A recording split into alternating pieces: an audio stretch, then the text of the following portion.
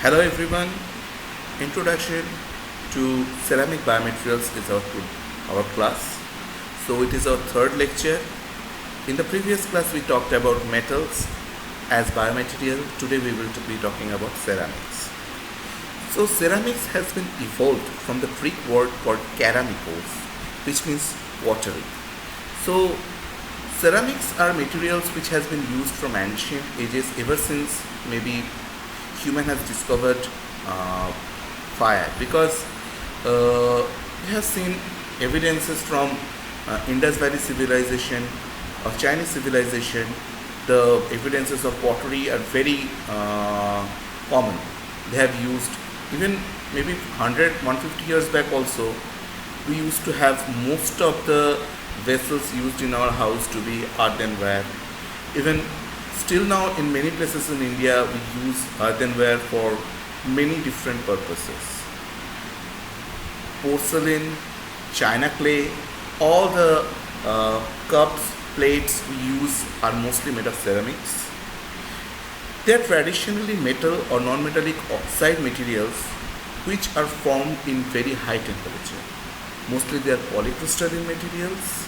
In natural, there are some evidences of single crystal ceramics also. They are mostly mechanically brittle. They have high compressive strength, but they are poor against bending or tensile stress. Their structural rigidity is mostly because of the presence of both covalent and ionic bonds with oxygen. Their looks aesthetic, they are glossy, they look good, and just because of the bonding with oxygen, the electrons are very much strongly bonded, so they are poor conductor of heat and electricity. So in the previous class we were talking about the stress strain curve, and now if we look at back again we can see that metal had a stress strain proportional linear region, and then there's a plastic region which is basically non-linear, and then there comes a fracture point. In polymer, the linear stress strain region is very less, a long plastic region, and then there is a fracture or failure point. In case of ceramic, it is completely different. Ceramic has a long linear relationship between stress and strain. You can see one more important part, that the strain component for ceramic is very less. So even if you provide a very high amount of stress, mostly deformation in ceramic is very less. But one important part is it does not have this long plastic region or deformation region. It just breaks and fails. So this is difference between ceramic in terms of mechanical properties with respect to metal or polymer. In this slide we have actually shown how in different purposes ceramics can be used. So we can see that an ordinary teacup which is being used for day-to-day chai purpose in chai shops, in railway platforms, that is made out of ceramic. In the other hand, rocket tip, or say the nozzle through which the entire fuel combustion, post combustion the entire gas comes out, the high temperature applications where you need to go at the level of say 3000 degree or so, mostly ceramics are the material which helps us, because metal or plastic cannot withstand that high temperature, whereas ceramic is always developed in very high temperature. Now we can see dental implants which are used to cap the metal based implants, or it can be used for entirely for the dental root also. It is used in biomaterials purpose, and then we can see the aesthetic vases, statues, sculptures which are made out of ceramics only, be it marble, which is basically calcium carbonate, be it calcium sulfate based say plaster of Paris. It could be many things, but most importantly, ceramics can be in a green condition, that is when it is not fired. It can be used for different purposes. Just you need a little bit of powder of ceramics or precursor, some little bit of water and some additive like some polymers or so, and you can make very different kind of structures out of it.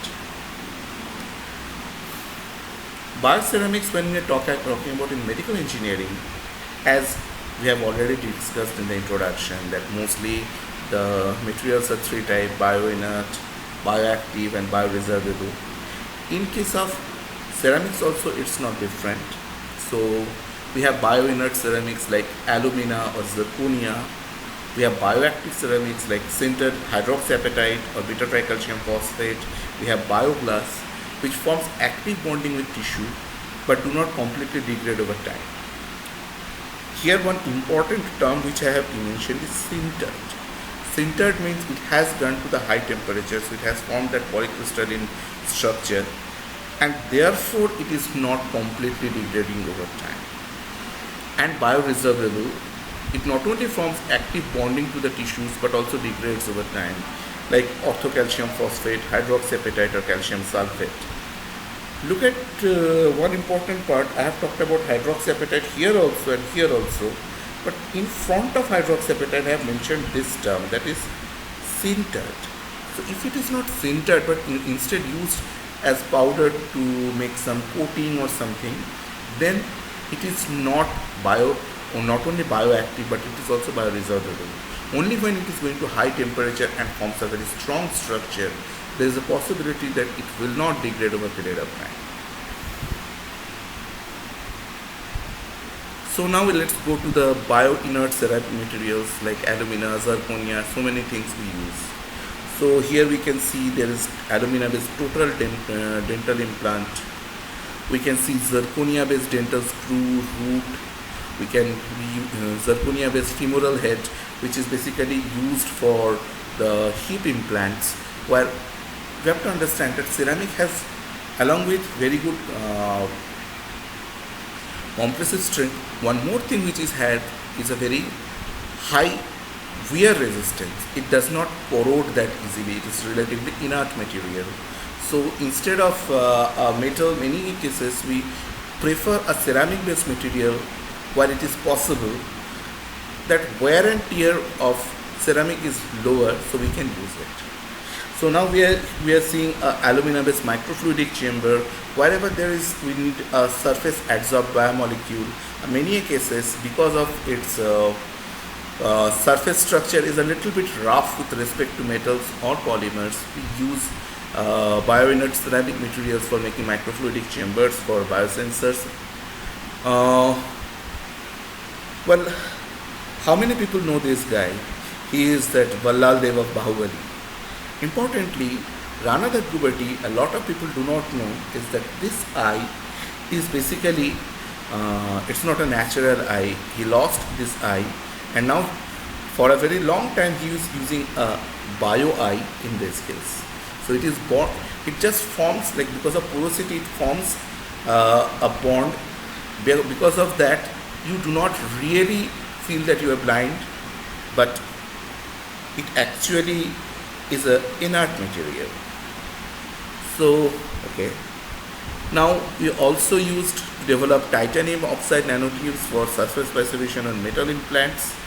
We do veneering. Not only we use the entire dental implants, but a lot of people have defects like this on their teeth. We always seem to think why all the film stars has so perfect teeth. The reason is behind this, that they use a veneering or a small cell shade formation, which is used for aesthetics. So when this cap is formed on the teeth, we do not find that there are defects, but there is a very thin shade formation because of which it looks so good.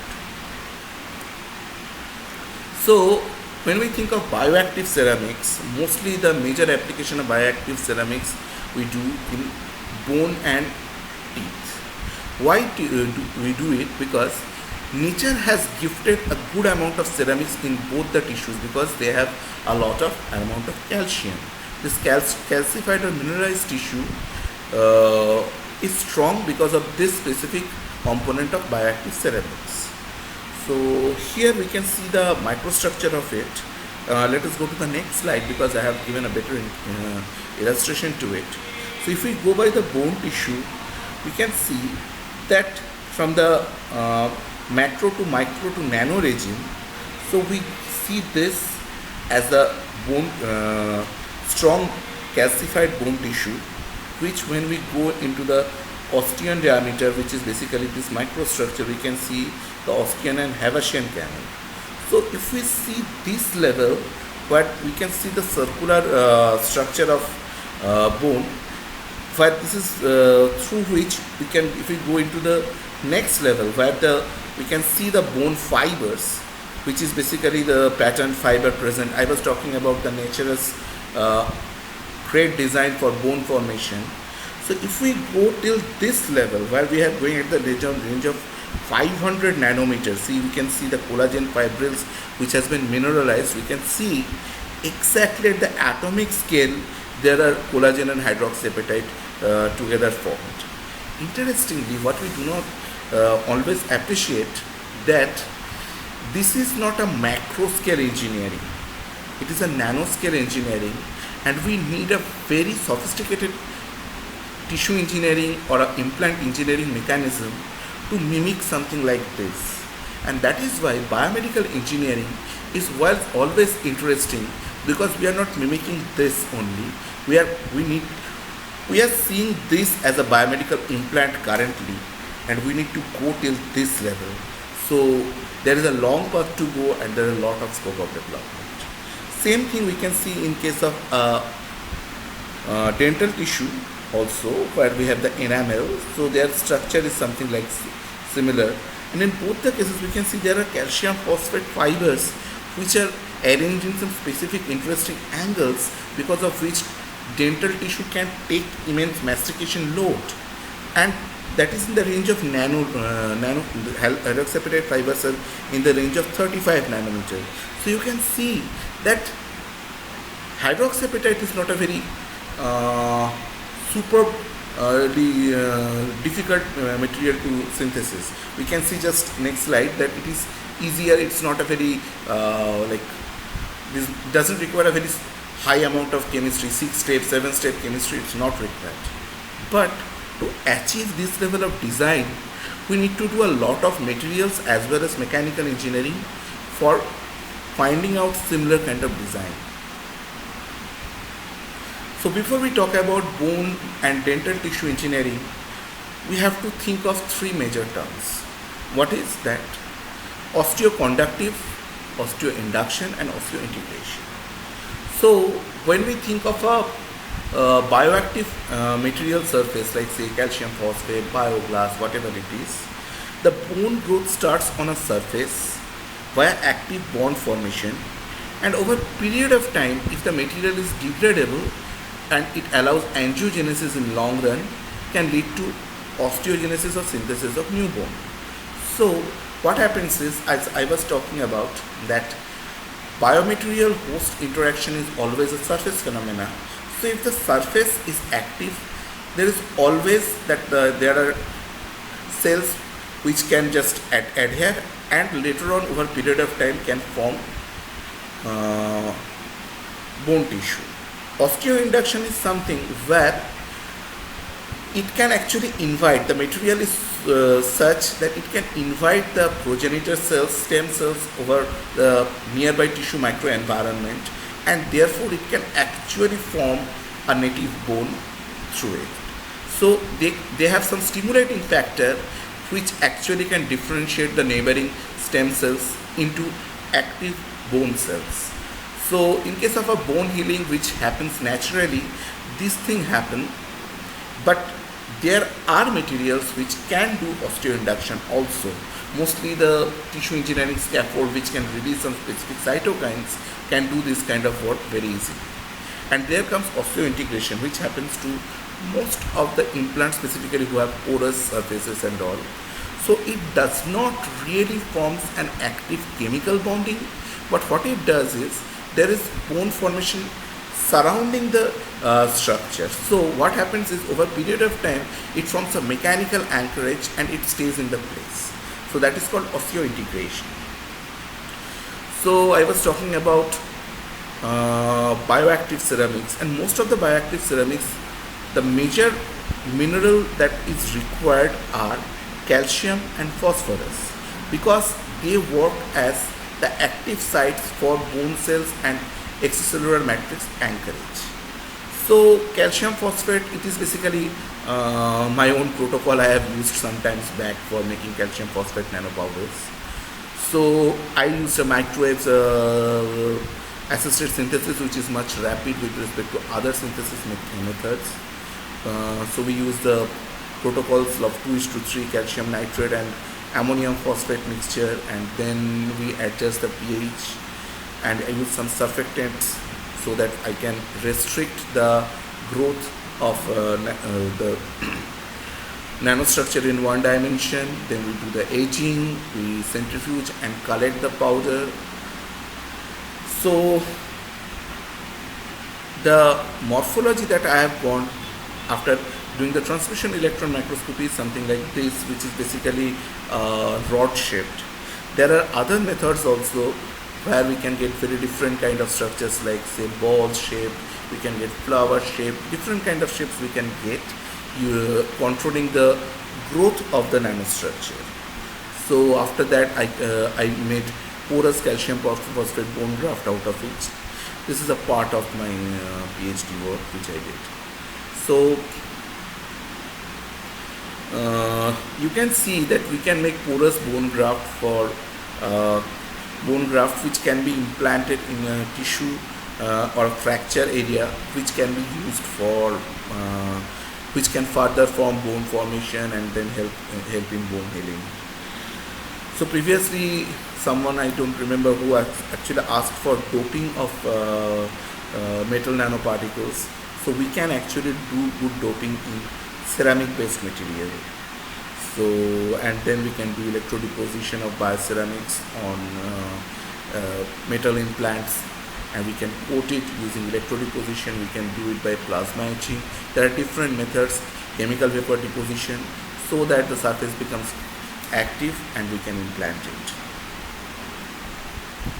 So there are different routes. I was telling you that hydrothermal method using the nucleation of pH somewhere around 9 or so, where we can actually make rod-like structure, which I was showing you.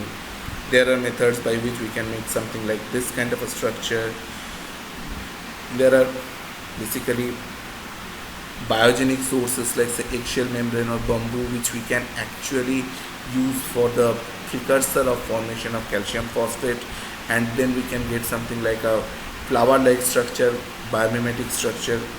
So the routes of synthesis of hydroxyapatite, I'm sending a paper along with the lecture note, so you can actually read it and you can appreciate different methods of development of calcium phosphate. So then the next level of biomaterial, I mean calcium phosphate based material, are like we can mix it with different biopolymer, and we can make beads or nanostructures which we can use for drug delivery. We can make biomimetic calcium phosphate fiber, like say in the previous slide I was talking about flower-like structure.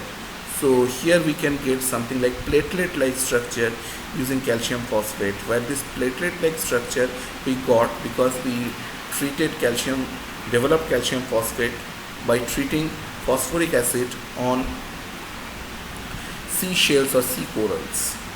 So this is beta tricalcium based phosphate bone filler, which we actually use so that while putting a dental implant, so that with the mandible and the implant there is an active bond formation, so that the tooth doesn't move from that implanted area. There comes one more very interesting material, the first bioactive material which can form actually bond to bone surface. It is called bioglass. Bioglass has a very interesting history, that it was originally prepared for saving people from radiation in United States Defense. So Professor Larry Hench, who is a faculty in University of Florida, that time he actually made this, and he just couldn't believe that there is something like, he made some glass particles, and then he asked a surgeon in the Florida Medical School that can you implant this in some rat or some rodents. So they implanted and they couldn't take it out because there is an active bond formation. Mind it, bioglass is such a material which can form active bond with a bone at the surface maybe within 24 hours or so. So it's a magic material at that time. Over a period of time, different composition modification has been done and different form of other glass has been developed. But importantly, there is a problem that bioglass is brittle in nature, so we mostly use it as a composite, as a filler or a coat. Because bioglass is not mechanically strong to take support of a, I would say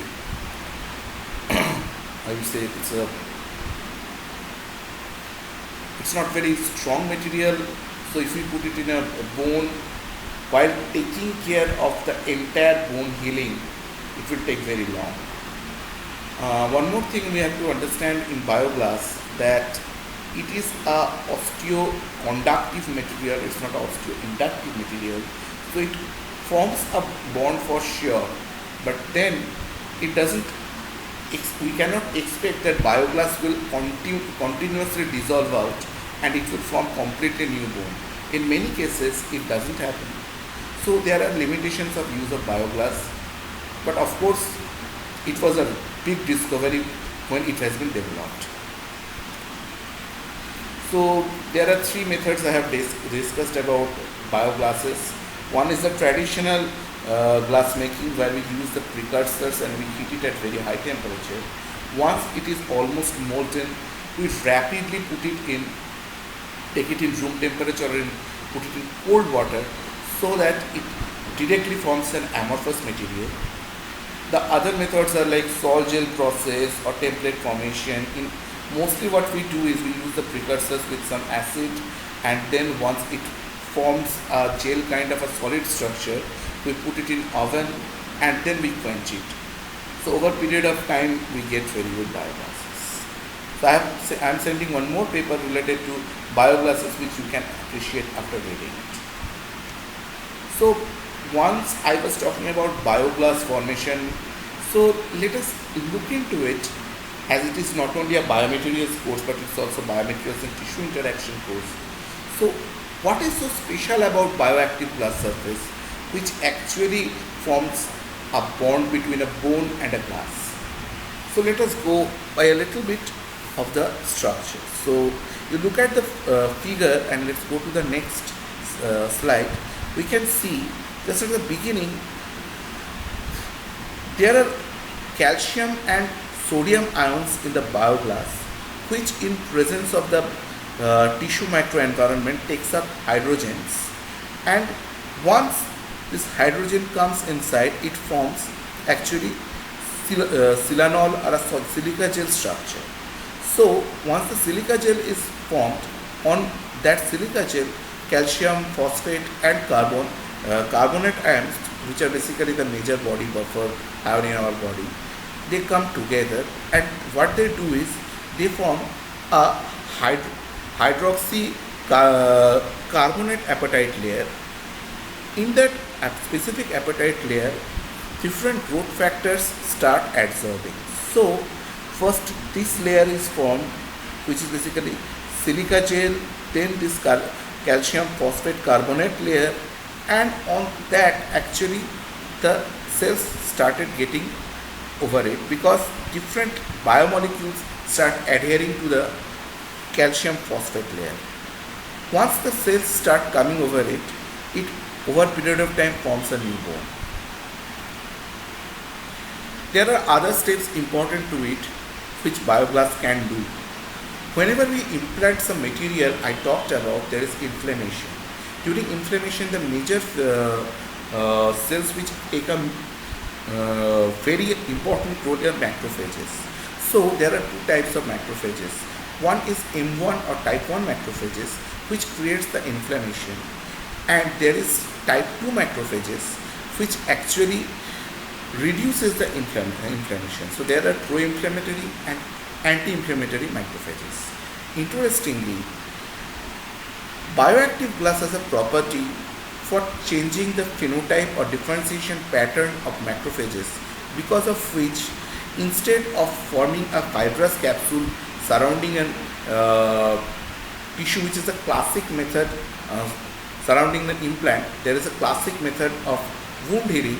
Instead, there is attachment of stem cells and differentiation, generation of matrix, crystallization of matrix, and finally there is formation of new bone.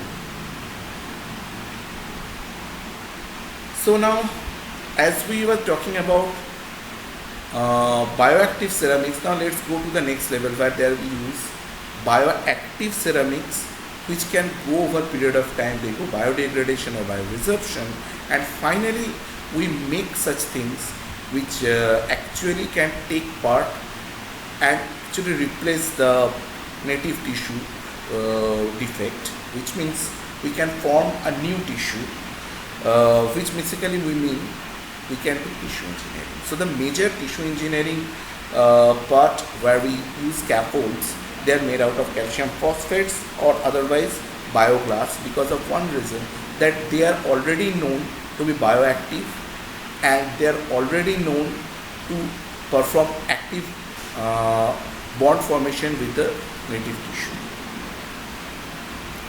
So if we look at this structure, basically it is a calcium phosphate gelatin 3D printed composite for stem cell delivery. So what we do, we culture cells on it and then we can directly implant it in a patient. Here it is a rat. So this work has been done, has been conducted in my own lab. So what we try to see is what is the property of the calcium phosphate based scaffold in the ectopic site, whether the stem cells can be differentiated just by the chemistry of the 3D printed composite into bone cells, and we were partially successful.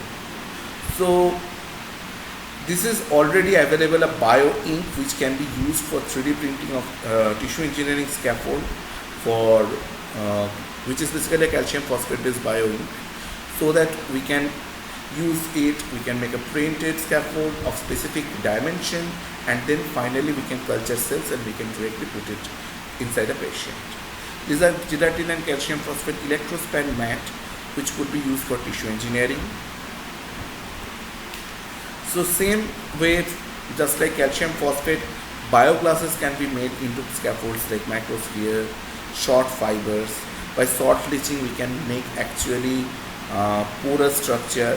We can do it by freeze drying to make porous scaffolds. This is the microcity image showing the porosity of a bioglass scaffold, that we can get enough porosity so that tissue can grow inside, and over a period of time, when the bioglass completely resolves, a new tissue or a completely full grown bone tissue can be developed. Importantly, this porosity of bioglass is not only we require for the formation of new bone, but also one more thing is, whenever we think of tissue engineering, we have to understand one thing, that bone is a highly there is a rich supply of blood through bone. So angiogenicity is an important factor for development of a completely new tissue. If there is no blood supply, there is no oxygen supply, no nutrient supply, that means over a period of time, whatever cells has been infiltrated, they will starve and finally they will die. So generation of pores completely over the scaffold is an important factor for development of tissue engineering scaffold. So in case of bioglass and calcium phosphate, we always explore these things so that we can make a porous structure. Now there comes one more important aspect of bioceramics. It has been explored for ceramic based material a lot, which is basically doping of bioceramics. So what we do is, calcium is a bivalent ion, and in the same group there are a lot of ions. There are transition metals, there are different other form of metals, non-metal, metal oxide. There are different form of metal ions, non-metal ions are there, which are incorporated in bioceramics in a very minute amount, so that its property can be enhanced, or it has some extra properties. Like for example, in metals we have used silver, copper, zinc, magnesium, ceria, iron, nickel, strontium, cobalt. There are a lot of metals. People have used metal oxide like zinc oxide, ceria, that is cerium oxide, alumina, zirconia, titania, and whatnot. People have used non-metallic oxide like silicon oxides, carbonates, borates, phosphates, sulfate, and non-metals like carbon, bromine, boron, fluorine, fluorine, silicon, phosphorus, sulfur, and whatnot. So there are a lot of things has been explored, and believe me, there are infinite number of papers for related to doping of bioceramics. But why it is so important that we cannot use it only hydroxyapatite or a calcium phosphate, but we use these things? Because while hydroxyapatite can take care of bone cells to get activated, there are other factors which are important, which also to be taken care during formation of a metallic implant. Like for example, antimicrobial activity. Say for example, we know that there are possibilities of infection, and I guess in the previous class we were talking about biofilm formation and all. So one major method by which actually people try to reduce the infection, I mean there are very few reports, has come very less amount, which actually shows that even metal oxides, metal or metal oxide based antimicrobial activity can be also taken care of development of resistance by some bacteria. But mostly the antimicrobial property of this kind of ions, like silver has a very good antimicrobial property, copper has, zinc oxide has. So they has been used for doping of bioceramics for antimicrobial activity. Then these metals has very different kind of biochemical properties which are helpful for different reasons, like say redox balance, also trigger of biological processes by cell signaling, then formation, then activating microRNAs for different reasons. So metal doping at different biological level have different effects. Like say for example, we are thinking of osteogenesis. So people have told that strontium is helpful for osteogenesis. People say copper and cobalt has very interesting properties for enhancing angiogenesis. Copper creates localized hypoxia, because of which the HIF alpha pathway gets activated. Well, I am not going into the molecular biology, but what I am trying to tell is that angiogenesis, then ROS sensitive signaling pathways, immunomodulation, all of these properties can come out of doping of different materials into calcium phosphate. So if it is so bioactive, it is so good, why we are not using only bioceramics as materials? Why we are going for polymers, why we are going for metals? Because ceramics as a material has different kind of limitations. Firstly, if you are thinking of implant, it is brittle and the fracture point is not predictable. Because whenever we think of a metal is very uniform. Polymer is kind of uniform. Their mechanical properties are uniform. In case of ceramics, it's a polycrystalline material, so it has different phases, there are different grain boundaries, and we don't actually know, really we cannot predict using even the finite element analysis method or any other numerical methods from which point actually the ceramic material is going to fail. Because even if some place there is a high concentration of stress, if there is no say a grain boundary over there, if it's a single grain point, then basically what happens is the stress accumulation doesn't really affect. But there could be a place where there is low stress, but there are two grain boundaries over there, so there can be a crack propagation. So we cannot really predict how it is going to fail. Often there is a modulus mismatch with the native tissue. Well, we can clearly see it in case of artificial teeth, like say a complete solid alumina based teeth. It often creates a problem because whenever we are talking, we are eating or we are doing something, in our nature we have actually developed one specific property. We just put one teeth upon another, like say upper layer to lower layer, we always put friction. Now, if one teeth is natural, which is basically calcium phosphate based, and another is alumina, then there is a order of difference in the mechanical property. So, if you have a in the upper jaw you have a alumina teeth and lower jaw natural teeth, over a period of time the natural teeth is going to wear away because you are just rubbing one teeth upon another. So there is always a modulus mismatch. Then processability is complex and defects are not uniform. I told that we can make very aesthetic things using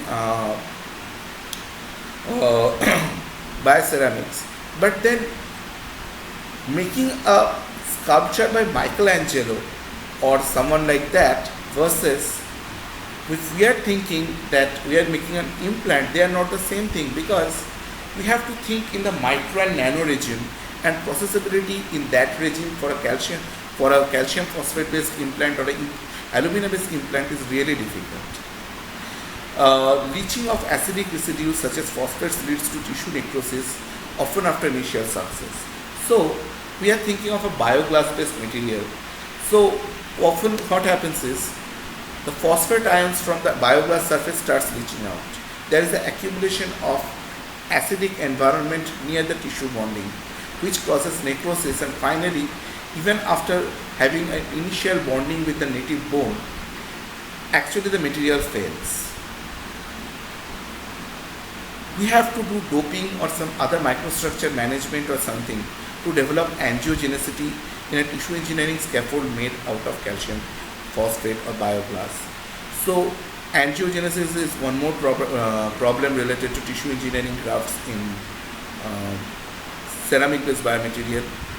And most importantly, even if we make a complete ceramic based implant, say a hip implant or a say knee implant, until and unless the entire tissue infiltration happens and then complete healing happens, the patient has to be bedridden because the material is not yet strong enough, or the host tissue has not taken care of entire modulus formation so that the patient can stand or walk.